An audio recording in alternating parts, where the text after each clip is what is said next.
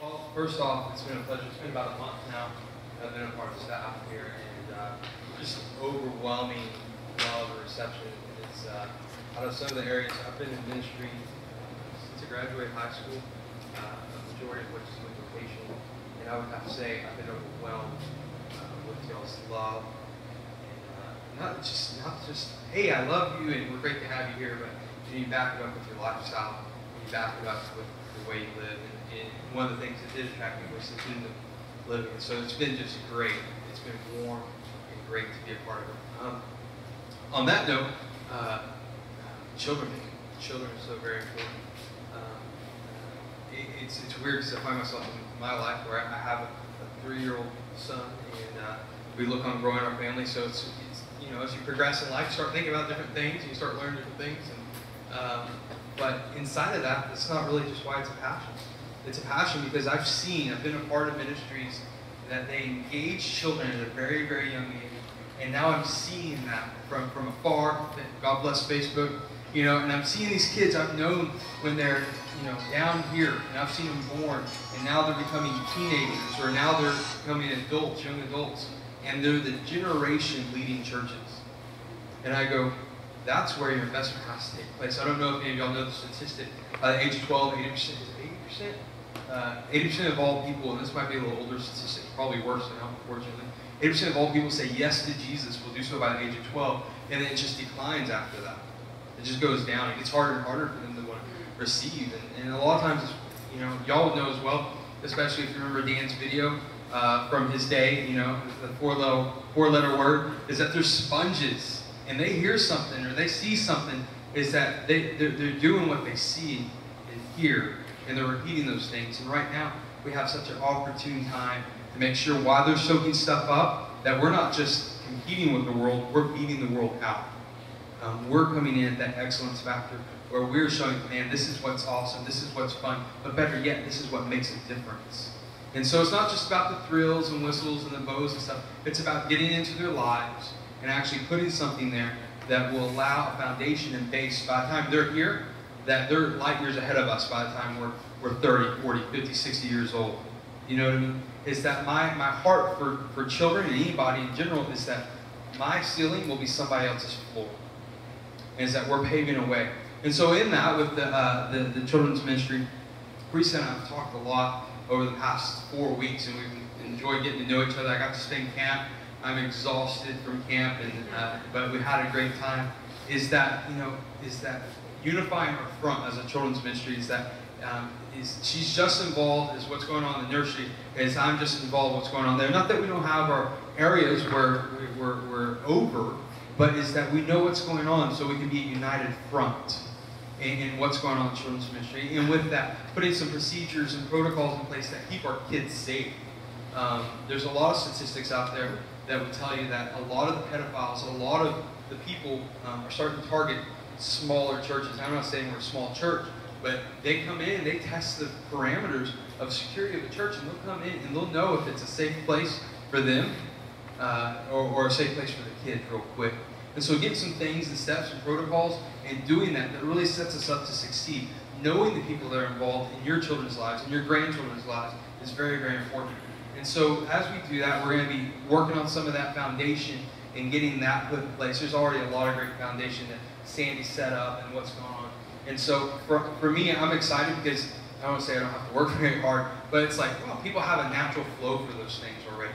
And so setting some standards. One of the things for me in my life, just as he mentioned, one of my favorite verses, John 10, I think it goes into 11 as well, is that living life, it says more abundantly, some versions say to the fullest, is that I just don't want to follow standards. I want to be a part of the kingdom where I'm setting standards. And what's wrong with my heart is being an equipping and training center. That's going to be a light not just in Southeast Texas, but the rest of this nation and hopefully into the world, is that we're setting standards that people want to follow. Not that they want to come and they want to be just like us, but we take things that people are already doing and we go, that's really great. Well, what do you have for us, Lord? And so we're learning from those things, and we're making it our own. And we're making community church a place where people want to bring their kids. They might not, at first, they just hear how a great place is. And so you're looping people in just to sheer fact we have an awesome children's ministry.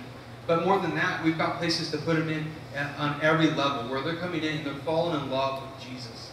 And not just in that, oh, Jesus feels great, it's that first 3 months of this high, but it's like, wow, I'm coming into an intimate relationship with my Creator. And I'm growing leaps and bounds like I never have before. And it's growing in those ways that starts with children. One of the things me and Matt, we were tweeting not so long ago, is that I really believe that if you can change a child's life, you can change a family. If you change a family's life, then you can change a city. And so it's just that idea of setting in place, into motion, that just even as simple as a child, is that we have the ability to start creating a healing point in families. Seeing families brought together. I've seen it where, you've got grandparents and mothers and dads, and there's some things that kids can get away with that we can't get away with as adults. Hey, they'll ask questions and you're like, not on your best behavior day or your worst behavior day would you ever say something of some nature, and a kid just say it out of innocence. But as they realize what Jesus can do, is that He is the ultimate Redeemer, He is the ultimate restorer, He's the ultimate healer, is that they pray boldly in faith.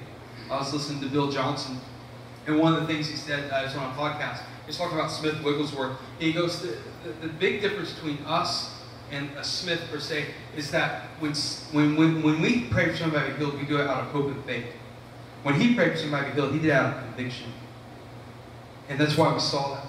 Well, I'm not saying that I don't want to see people I want that conviction in my life, and I walk up to somebody and they're laying in the hospital and they get up and they're raised from the dead, or they're healed of cancer. But as we instill that into a child, as that what might be done out of duty soon becomes conviction for them, is that, those things. I'm not saying, I've heard some crazy stories about stuff like that for kids, and I don't want anything crazy. I want healthy and whole. But it's that we're able to just put those biblical foundations, those principles, the things where they're audacious in their faith, into them now and not later when, well, I don't want to say I'm playing catch up, but it feels like, man, if I would have known what I've seen kids taught, what I've taught kids, I go, it's just so much simpler as a childlike faith. And they carry that over into their adulthood, and it's just a natural thing to where we're actually impacting our environments just because that's what they live in. They don't think any other way. And so that's my heart for children. It's my heart to see that we start getting volunteers to be a part of that in multiple different ways and facets, but they're sold out, not necessarily to their kid in the children's ministry, but they're sold out to the children's ministry in general. It's that they're giving their lives away to see and to sow into those children's lives. And that's so very important that we have a healthy volunteer ministry, where we're not munching up people, not because of what they can do, but who they can be inside of a kid's life. And so that's where we're headed, that's where we're going, that's what me and Reese are talking about. We're excited. I don't know, I'm almost to the point of elation, because there's just an opportune ability here to do some major, amazing things, and it comes through being a part of the staff that's focusing on being a united front. It's focusing on chasing after the things of the kingdom and not the things of man. And that's exciting to me. This coming back around to it again is that my wife and I are very blessed to be part of the staff, because in my short life, I've seen a lot of things, and there's very few places where I've seen people chase after God's kingdom like I've seen it here. And so we're blessed to be a part of that, and I'm blessed to be able to do it with children, because that's where it's going to start, at that precious time. So, all right.